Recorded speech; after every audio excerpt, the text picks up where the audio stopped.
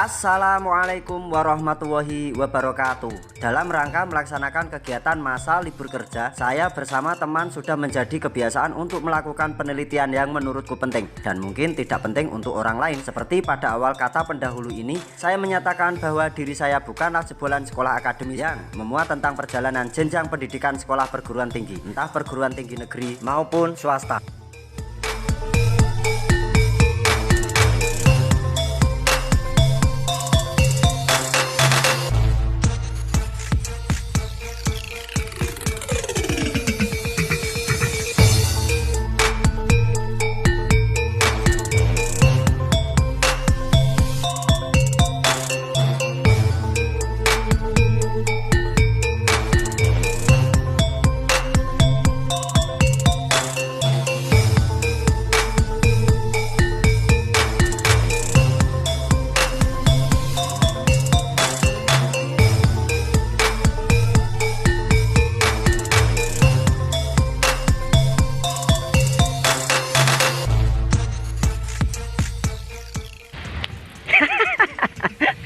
Wis ana sing nunggu.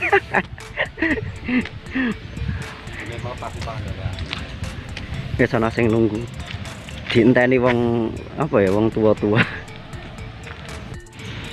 Sugeng siang, guys. Selamat siang. Sekarang siang hari ini tepatnya jam berapa ya? Jam 11 lebih. Jam berapa?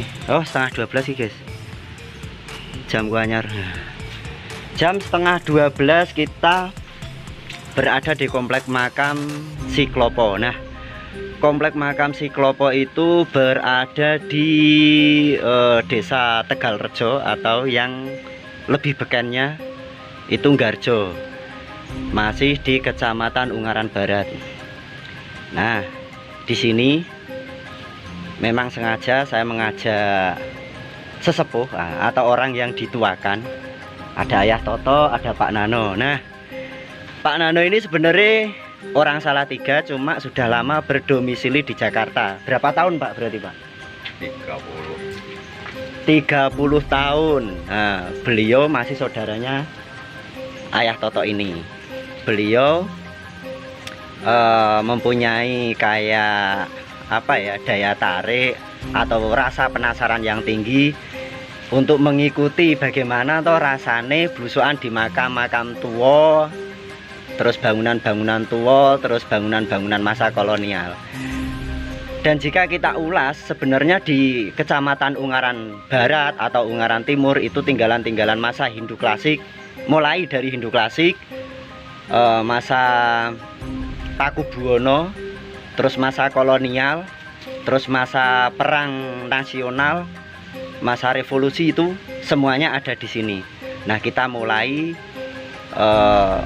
apa ya istilahnya, kita blusui dulu yang di makam Siklopo, yaitu yang konon ceritanya makam Siklopo itu adalah makam seorang tokoh atau pepunden desa Tegalrejo. Nah, nanti makam tersebut memiliki langgam apa, tahun berapa, semoga saja kita bisa untuk membacanya.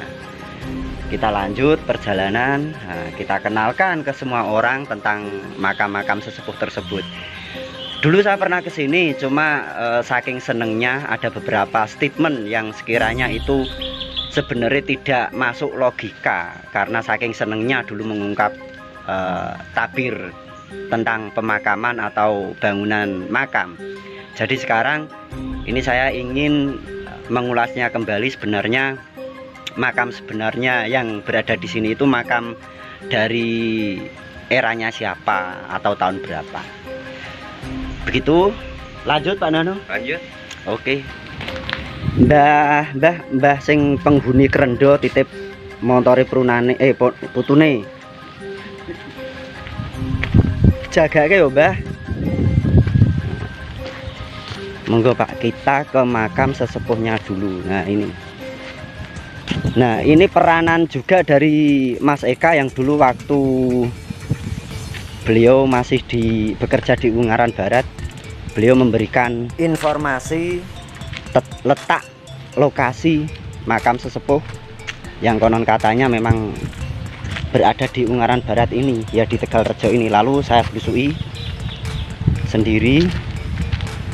Semua itu kabari dari Mas Eka semua. Sampai saya tahu, alhamdulillah jenengan bisa buka dulu letak lokasi makamnya seperti apa dan sekarang sudah berubah seperti apa. Terima kasih untuk warga Tegalrejo, Kecamatan Ungaran Barat, sudah dirapikan makami sesepuh panjenengan. Yang dulu berserakan sekarang sudah dirapikan. Nah, seperti ini. Nah, sebelum kita mengulas tentang makam-makam beliau dan yang paling tengah itu siapa, dan yang pojok sana itu siapa, yang pojok barat ini siapa, terus yang di belakangnya itu siapa, dan di sini itu ada berapa makam, nanti kita ulas. Tapi kita harus minta izin dulu, atau setidaknya kita tawasul dulu, kita kirim ke leluhur kita yang berada di Ungaran, yang dulu pernah menaungi Ungaran, dan nanti kita mencari lagi ada berapakah makam yang berada di komplek pemakaman umum Seklopo ini. Oke guys, bahasanya kok ngono ya.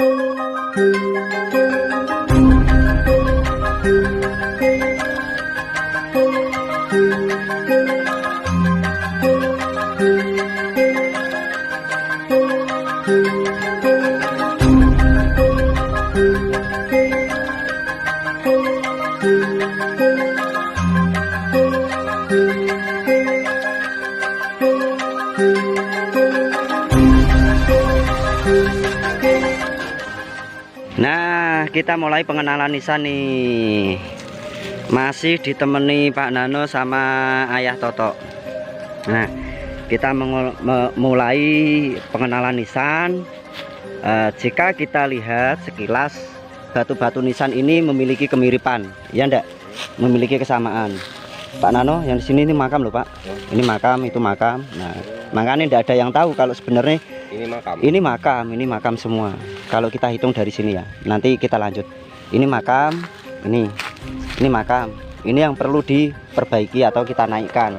Suatu saat, insya Allah, jika ada waktu dan Gusti Allah mengizinkan dan sesepuh sini atau penghuni sini mengizinkan, nanti kita kerja baktikan sama teman-teman. Ini makam, terus ini makam, iya, ini makam.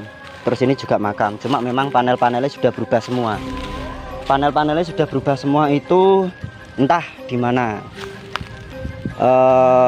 panel-panel tersebut berada. Makam ini tidak cuma satu saja, ini ada sekitar 3. Ini 3. Nah ini makam yang disepuhkan, namanya beliau Simbah Kiai Seklopo. Beliau ini tokoh yang dulu ceritanya Bubak Yoso atau membuka desa Tegalrejo. Ini beliau. Terus ini ada yang beda. Mungkin sekilas kita melihat dari batu nisan ini sama, tapi sebenarnya beda. Ini sebenarnya nisan ini berbeda dengan nisan yang itu. Nisan yang ini, yang di sebelah selatan bagian kaki berbeda dengan yang di sebelah utara bagian kepala. Kenapa demikian nanti kita tunjukkan. Nah, ini makam. Ini makam mungkin loh ya, ini mungkin beliau putra. Terus ini beliau yang disepuhkan Mbah Seklopo, Kiai Seklopo. Terus ini makam istrinya. Itu ada perbedaan nisan di makam istrinya. Kita bahas eranya tahun berapa. Ini merupakan komplek makam era Pakubuwono 1800-an. Apakah mungkin ada kaitannya dengan bangunan-bangunan yang berada di Kecamatan Ungaran Barat? Contohnya seperti masjid yang di Kauman itu, atau mungkin bangunan bersejarah yang sekarang jadi kantor Dukcapil. Nah itu mungkin setelah beliaunya. Nah ini kita tunjukkan nisannya yang berbeda. Beda enggak? Beda kan? Ini pahatannya hampir menyerupai apa ya istilahnya kayak godong waru lah. Berbeda dengan yang ini. Nah, ini nisan menunjukkan beliau sosok perempuan. Dan ini Paku Buwono tahun 1800-an. Oh ini maaf. Ini sebenarnya nisan-nisan ini mungkin diantaranya ada yang asli dari sini atau mungkin pindahan. Kalau nisan yang perempuan malah justru seperti ini. Ini nisan perempuan beliaunya. Nisan perempuan ini. Cara membedakannya seperti apa nanti tulis di kolom komentar. Oke, guys. Ini. Terus ini sudah patah, tapi tidak tahu patahannya di mana. Nah, saya curiganya di sini itu ada batu koral. Biasanya batu koral ini cenderung kalau tidak tahu batu koral itu adalah batu yang berasal dari laut, batu karang. Ini biasanya batuan seperti ini sering digunakan di panel-panel jirat makam, langgam tembayat. Nanti ada di sini langgam tembayat, nanti kita tunjukkan. Ya? Ini patah Pak. Nah ini patah. Sambung aja enggak apa-apa Pak. Nah sebenarnya gitu enggak apa-apa. Jatuh. Udah gini aja Pak. Besok supaya dilem. Nah ulasan untuk makam ini sudah ya. Ini era Paku Buwono tahun 1800-an. Nah kebiasaan leluhur zaman dahulu itu meninggalkan prasasti di sini guys. Ini kalau dibuka biasanya kayak di Pagongan Sumowono itu ada angka tahun beserta nama orang yang dimakamkan. Di sini biasanya di sini, kalau enggak di sini di sininya. Tapi ini enggak ada kayak. Biasanya enten Pak, ngaten iki. Pados kayu ya. Damel ngikrik niki ya.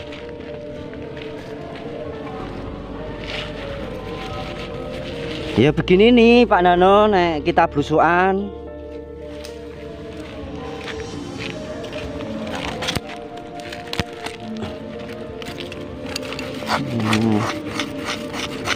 Kenapa kita tidak pakai semacam susruk yang terbuat dari besi atau apa, supaya itu bisa merusak, karena itu bisa merusak panel-panelnya. Makanya kita dianjurkan untuk menggunakan kayu yang lebih lunak. Oh enggak ada Pak, enggak ada Pak, biasanya ada.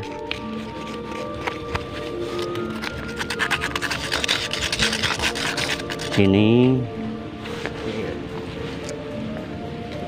enggak ada. Mboten enten Pak. Ini alhamdulillah sudah diperbaiki oleh warga. Tinggal itu. Ya Pak, kita pindah Pak. Nah, ini dulu juga komplek makam semua ini. Nah, yang masih tertinggal ini. Ini juga komplek makam sepuh. Walah, Jempale. Nah, ini komplek makam sepuh. Erane Paku Buwono juga ini. Ini.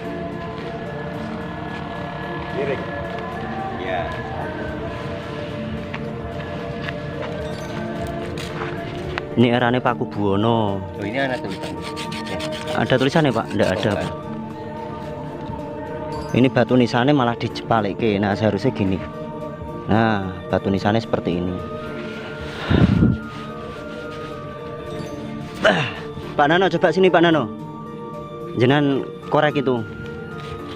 Biasanya di situ. Jika kita pengen melihat langgam-langgam, maksudnya tulisan atau inskripsi yang tertera.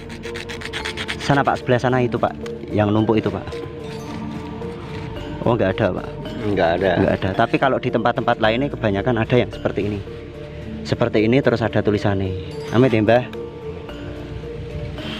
Keren Mbah makam jenengan, saestu ketok berwibawa. Walaupun orangnya sudah meninggal, beliau masih kelihatan wibawanya.